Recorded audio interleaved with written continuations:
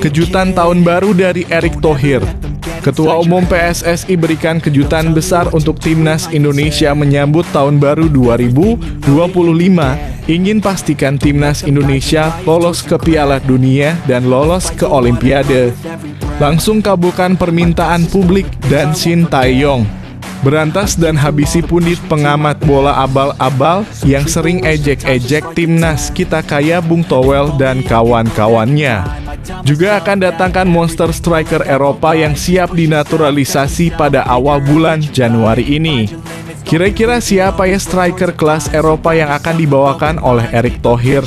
Siapa sosoknya? Dan gimana nasib Towel? Penasaran? Pastikan simak beritanya sampai habis.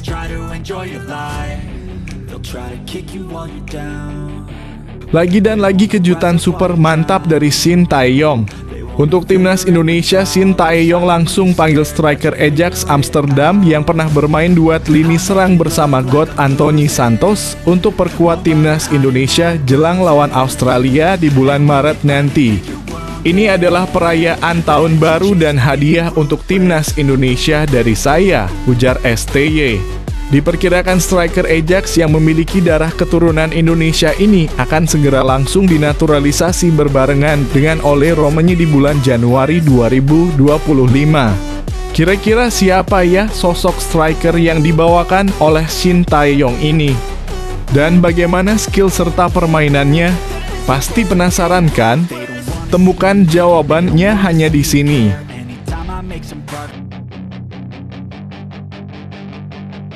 Mantap! Fans dan publik Timnas Indonesia auto bahagia. Langsung bisa postapora ini, karena Shin Tae-yong akan boyong dan ajak partner pelatih fisik kelas dunia yang berasal dari Eropa untuk menjadi pelatih di Timnas Indonesia jelang lawan Australia. Jadi harapanku, di sisi lain memang STY sudah bujuk pelatih fisik yang pernah menjadi partnernya saat masih melatih Korea Selatan dan pernah menjadi pelatih San Heung-min juga. Kira-kira siapa ya pelatih legendaris ini? Apakah Indonesia akan mempunyai striker gacor seperti San juga? Bagaimana menurut kalian? Tuliskan pendapat kalian di komentar. Wow, menyala. Informasi A1 khusus penonton setia channel Indonesia Patriot Football.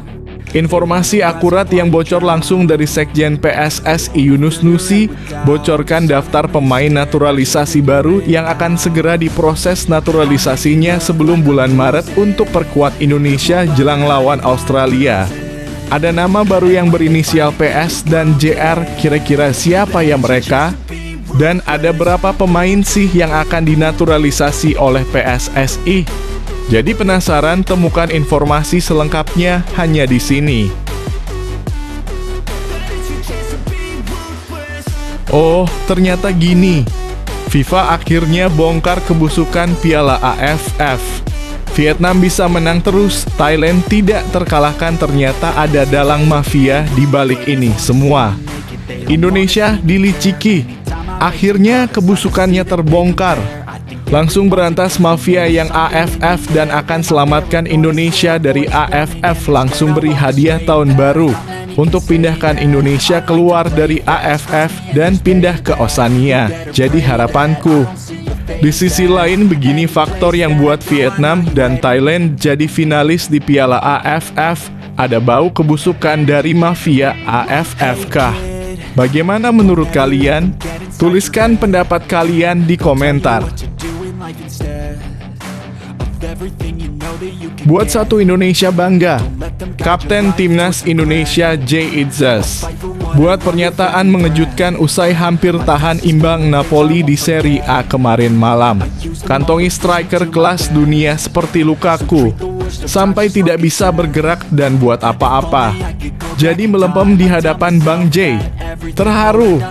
Begini pernyataan Bang J usai pertandingan untuk memulai tahun baru bersama Timnas Indonesia.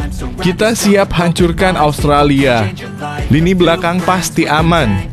Tenang saja, ada saya dan beberapa bek kelas Eropa yang menjaganya, ujar Bang J. Menurut kalian bagaimana? Apakah Indonesia bisa menang atas Australia? Tuliskan pendapat kalian di bawah. Akhirnya terungkap, Mads Hilgers buka-bukaan soal dirinya yang diminati dan jadi incaran beberapa klub besar di Eropa. Bahkan ada yang berasal dari Bundesliga Jerman. Pernah tolak tawaran manis dari PSV Eindhoven juga. Ya, saya pernah ditawari klub besar Jerman dan saya masih memikirkannya. Jika saya terima, saya mungkin akan bisa bermain dengan Harry Kane dan Jamal Musiala di klub itu. Kira-kira klub mana ya yang menawari dan incar Mads Hilgers? Penasaran kan? Temukan jawabannya hanya di sini.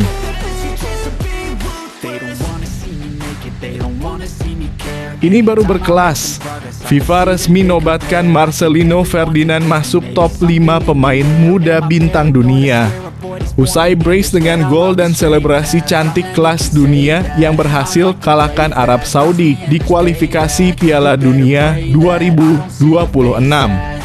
Auto jadi anak emas FIFA. FIFA langsung hadiahkan Indonesia bisa langsung lolos ke Piala Dunia jika menang lawan Australia di bulan Maret nanti. Ini jadi harapanku. Di sisi lain, memang FIFA nobatkan Marcelino masuk 6 bintang AFC 2025. Kira-kira FIFA memberi hadiah apa ya untuk timnas Indonesia? Penasaran kan? Begini penjelasannya.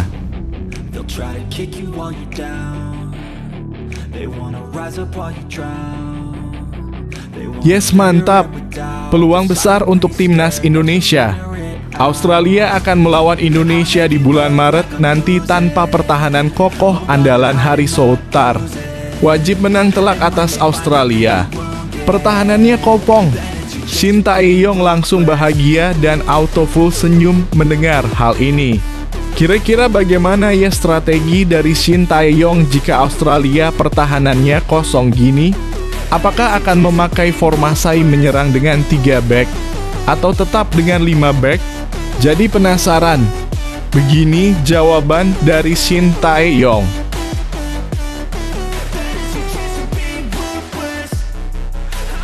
Sebelum lanjut ke pembahasannya, ayo like dan subscribe channel ini agar bisa lebih berkembang.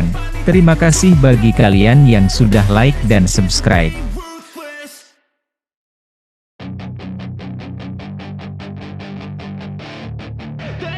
Erick Thohir ingin timnas Indonesia konsisten lolos ke Piala Dunia dan Olimpiade. Apakah kita bisa? Ketua PSSI Erick Thohir menginginkan timnas Indonesia konsisten lolos ke Piala Dunia dan Olimpiade. Tim berjulukan Garuda itu dapat mewujudkannya secara perlahan. Timnas Indonesia berpeluang melaju ke Piala Dunia 2026.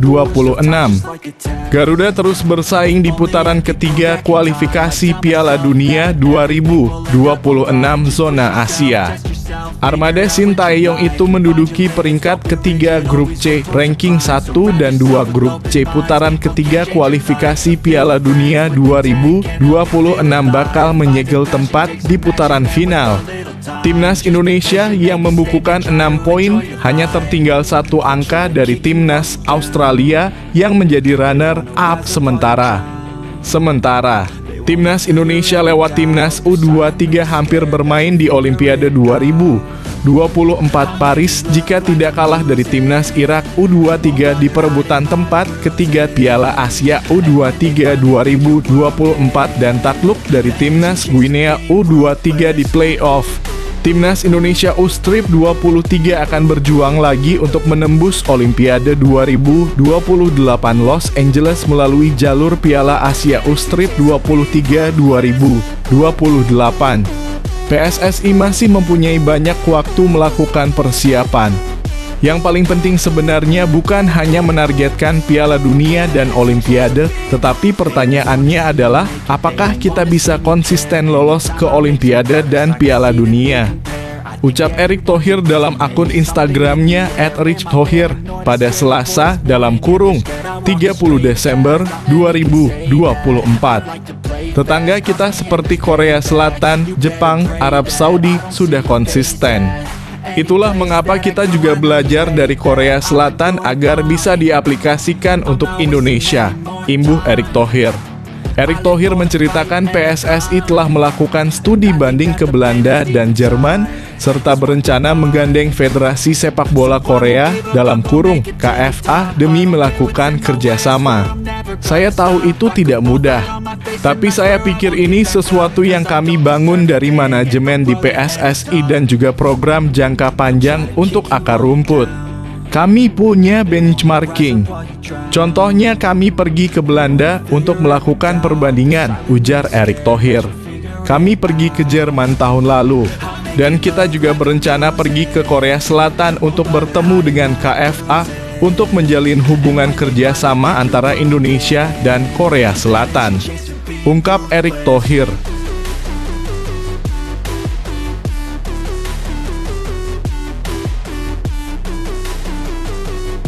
Shin Tae-yong panggil ex penyerang Ajax Amsterdam untuk perkuat timnas Indonesia versus Australia. Memanggil ex penyerang Ajax Amsterdam untuk memperkuat timnas Indonesia versus Australia. Mantan penyerang Ajax Amsterdam yang dimaksud adalah pemain Persik Kediri, Ezra Walian. Bersama Persik Kediri di Liga 1 2024 hingga 2025. Ezra Walian seperti terlahir kembali. Ia selalu bermain dalam 17 laga Liga 1 2024 hingga 2025 yang dijalani skuad Macan Putih julukan Persik Kediri dengan koleksi 2 gol dan 4 assist. Ia bermain gemilang sebagai winger kiri dan kerap mencetak gol maupun assist yang indah. Terbaru, ex pemain Ajax Amsterdam U17, U19 dan U21 ini mencetak 1 gol dan 1 assist saat Persik Kediri menang 3-1 atas Semen Padang di pekan ke-16 Liga 1 2024-2025. Paham dirinya seperti terlahir kembali, Ezra Walian memiliki hasrat untuk kembali membela timnas Indonesia. Ia siap jika suatu hari nanti kembali dibutuhkan Shin Tae-yong. Saya pikir Anda tidak perlu kehilangan impian Anda dan saya mencoba melakukan semua yang mungkin bisa membuat saya dipanggil lagi dalam kurung ke timnas Indonesia, kata Ezra Walian. Ezra Walian sebelumnya pernah menjadi andalan Shin Tae-yong di sepanjang 2021. Ia merupakan penyerang utama timnas Indonesia di Piala AFF 2020. Tercatat dari 9 pertandingan, ex pemain Persib Bandung ini mengemas 3 gol. Secara statistik, catatan di atas sejatinya tidak buruk-buruk amat. Karena itu menarik menanti keputusan yang diambil Shin Tae-yong. Kehadiran Ezra Walian bisa saja memberi peruntungan kepada timnas Indonesia saat tandang ke markas Australia dan menjamu Bahrain di matchday 7 dan 8 grup C kualifikasi Piala Dunia 2026 zona Asia.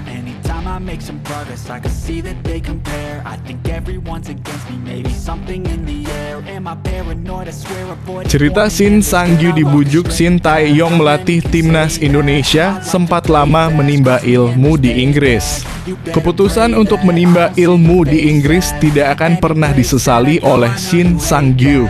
Pria berusia 40 tahun ini berhasil menjadi pelatih fisik timnas Korea Selatan U-Strip 23 dan kini menjabat posisi yang sama di timnas Indonesia. Shin Sang-gyu direkrut sebagai pelatih fisik timnas Indonesia pada Oktober 2021. Lantas, bagaimana awal mulanya ia bisa bergabung dengan tim berjulukan Garuda itu? Shin Sang-gyu bercerita bahwa ia mendapatkan tawaran dari pelatih timnas Indonesia, Shin Tae-yong, yang juga atasannya di Korea Selatan U-Strip 23 pada 2013 hingga 2016. Dari Korea Selatan U23, Shin Sang-gyu menjadi pelatih fisik FC Seoul pada 2016-2018.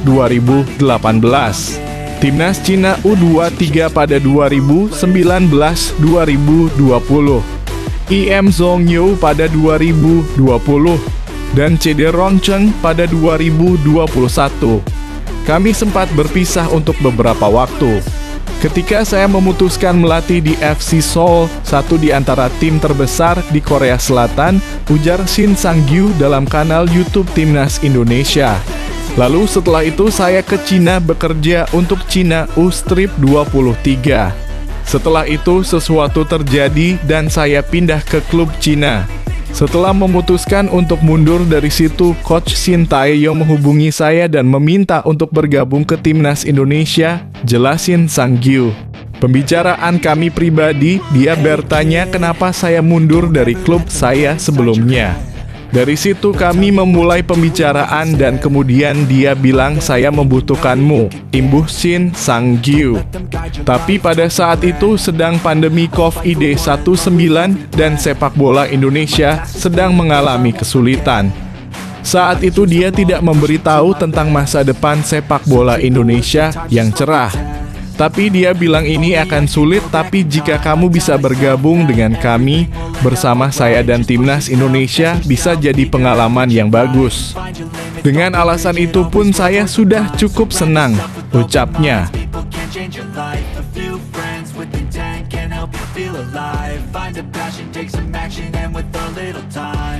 Pemain naturalisasi wajah baru yang resmi tampil di laga Timnas Indonesia versus Australia, nomor 1 bakal pertajam lini depan Garuda. Nomor 3, Tim Geipens. Tim Geipens merupakan pesepak bola keturunan yang masih terbilang muda.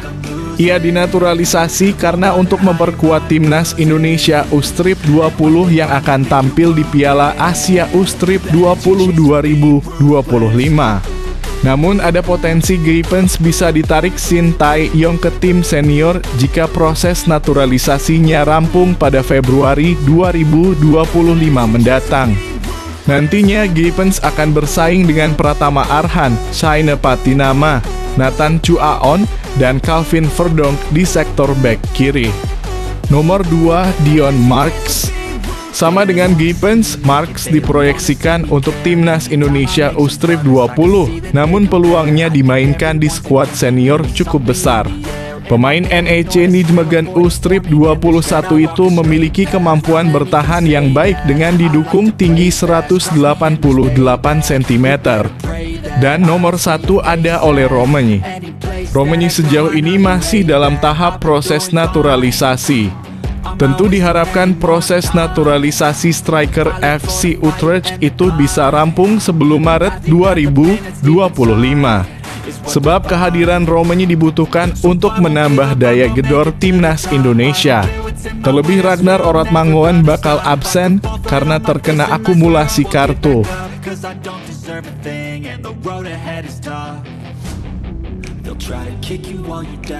Faktor yang membuat Vietnam versus Thailand jadi final ideal Piala AFF 2024. Ada mafia bola kah? Piala AFF 2024 akan segera memasuki partai puncak. Dua tim yang sejak awal menjadi unggulan teratas yakni Timnas Vietnam dan Timnas Thailand akan bertarung pada laga final. Timnas Vietnam mendapatkan giliran lebih dulu menggelar laga final leg pertama Piala AFF 2024. Pertandingan itu akan digelar di PHU Seoul Provincial Stadium. Sementara itu, Timnas Thailand akan menjadi tuan rumah laga final leg kedua.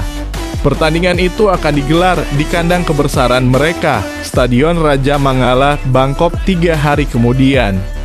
Di antara peserta Piala AFF 2024 yang lain, Timnas Vietnam memang memiliki persiapan paling maksimal. Mereka sempat menjalani pemusatan latihan di Korea Selatan beberapa pekan jelang turnamen. Selama pemusatan latihan itu, Timnas Vietnam pun sempat menjajal kekuatan 3 klub lokal Korea Selatan. Hebatnya, tim asuhan Kim Sang-sik menang dalam 3 laga itu. Persiapan yang maksimal itu terbukti membuahkan hasil di Piala AFF 2024. Buktinya, The Golden Star Warriors mampu melaju ke final dan bersua Timnas Thailand.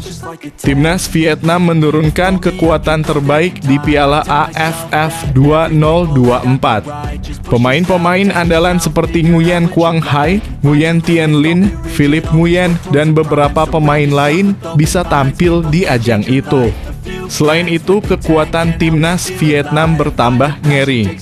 Sebab kini mereka bisa diperkuat oleh striker naturalisasi tajam asal Brasil, Rafael Son. Di sisi lain, timnas Thailand memang tidak bisa memanggil seluruh kekuatan terbaik. Namun beberapa bintang yang tengah bersinar seperti Patrick Gustafsson, Supachok Sarachat, dan Subhanat Muntah tampil di Piala AFF 2024.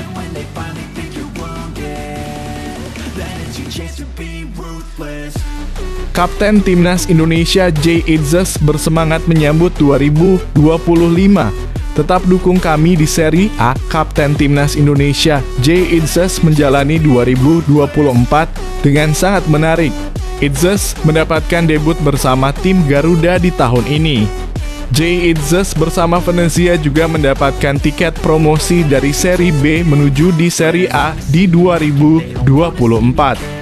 Pemain berusia 24 tahun itu kemudian menjadi pemain Indonesia pertama yang merasakan atmosfer sepak bola level tertinggi di Italia. Jay Itzes baru-baru ini mendapatkan pengalaman berharga. Ia menjadi andalan di lini belakang Venezia saat bertandang ke markas klub besar Napoli Minggu (29 Desember 2024). Sayangnya pada laga itu Venezia harus kalah dengan skor tipis 0-1. Satu-satunya gol Napoli dicetak oleh Giacomo Raspadori di akhir babak kedua. Meski kalah di kandang Napoli, permainan Venezia dinilai cukup baik, terutama penampilan Jay Itzes. Dukungan pun masih mengarah kepada Venezia. Hal itu membuat Jay Itzes bersyukur dan mengucapkan terima kasih kepada semua supporter. Terima kasih untuk terus mendukung kami, ujar Jay Itzes di Instagram. Venezia masih belum lepas dari zona degradasi. Tim yang ditukangi Eusebio Di Francesco itu menempati posisi ke-19 dengan 13 poin.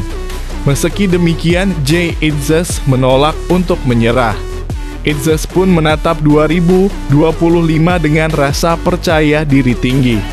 Kami akan terus bekerja keras dan yang paling penting tidak pernah berhenti percaya. Sampai jumpa di 2025, tandasnya.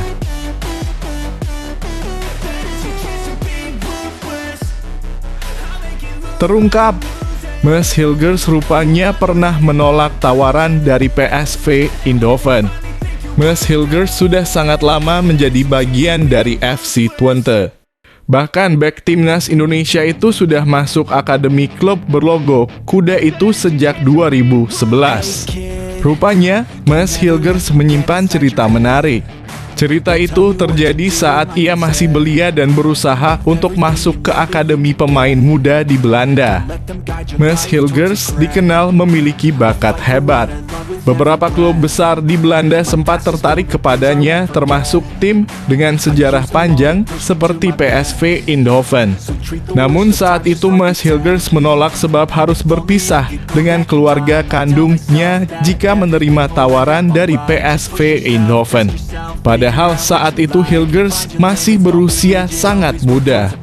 PSV ingin mengontrak saya ketika saya berusia 6 atau 7 tahun. Namun, kemudian saya harus pindah ke keluarga angkat. Saya tidak menginginkan hal itu, begitu pula orang tua saya, katanya kepada Football International. Mads Hilgers kecil rupanya bukan seorang bek tengah seperti saat ini. Pemain yang kini berusia 23 tahun itu ketika itu lebih menikmati bermain di posisi yang lain. Namun pelatih tim muda FC Twente menemukan bakat sebenarnya dari Mads Hilgers.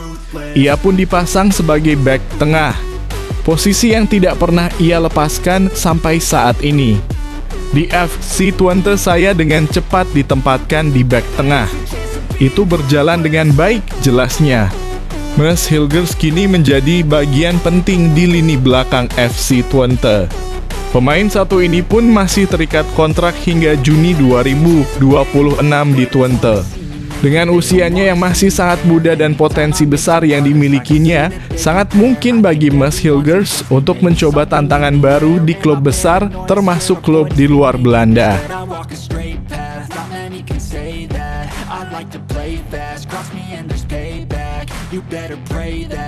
Kelas FIFA nobatkan gelandang timnas Indonesia Marcelino Ferdinand masuk 6 bintang AFC untuk 2025. Gelandang timnas Indonesia Marcelino Ferdinand masuk ke daftar 6 bintang Asia yang patut diperhatikan pada 2025 sesuai artikel FIFA pada Jumat dalam kurung 27 Desember 2024. FIFA merangkum 6 pemain-pemain muda Asia yang sedang berkancah di putaran ketiga kualifikasi Piala Dunia 2026 zona Asia, termasuk Marcelino Ferdinand dengan timnas Indonesia. FIFA membahas brace yang dibuat oleh Marcelino Ferdinand untuk membawa timnas Indonesia menghajar timnas Arab Saudi 2-0 dalam matchday ke-6 grup C pada 19 November 2024. Marcelino Ferdinand membawa perpaduan keterampilan teknis yang mengesankan dan kemampuan membaca permainan sebagai gelandang serang, tulis FIFA dalam situsnya. FIFA juga menyoroti perayaan gol Marcelino Ferdinand yang disebut sebagai selebrasi ikonik. Pemain bernomor punggung 7 itu duduk santai di kursi setelah mencetak gol keduanya ke gawang Arab Saudi. Penampilannya memukau para pengamat dan puncaknya ia mencetak 2 gol dalam kemenangan bersejarah Garuda atas Arab Saudi pada bulan lalu, imbuh FIFA.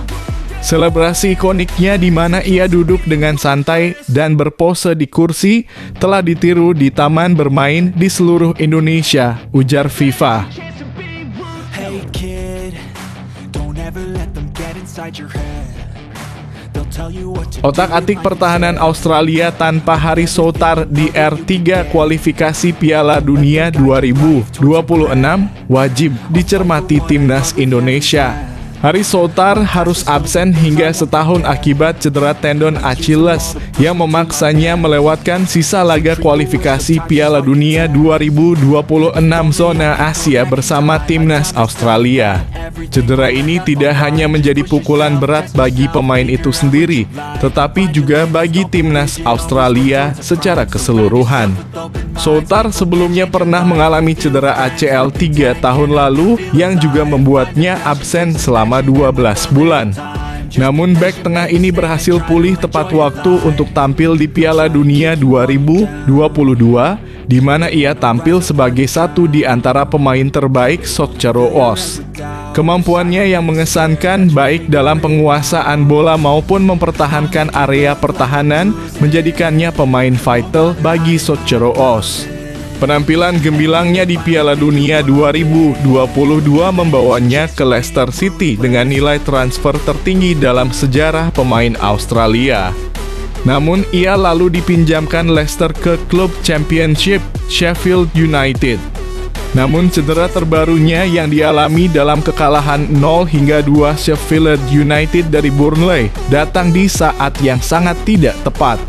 Cedera Souttar tak hanya menjadi ujian bagi sang pemain, tetapi juga bagi timnas Australia yang masih harus berjuang lebih keras demi mengamankan tiket ke Piala Dunia 2026. Bagi timnas Australia, absennya Souttar menjadi tantangan besar.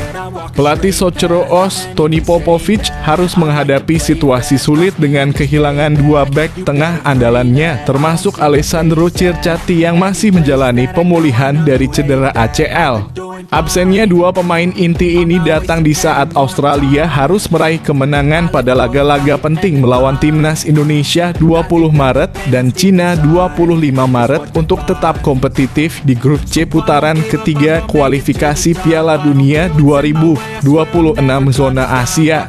Souttar telah menjadi andalan dalam sistem 3 back baru yang diusung Popovic, berperan di antara Jason Geria dari Melbourne Victory dan Cameron Burgess dari Ipswich Town. Kepemimpinannya, kemampuan mengorganisasi permainan, dan ancaman gol dari situasi bola mati sulit digantikan.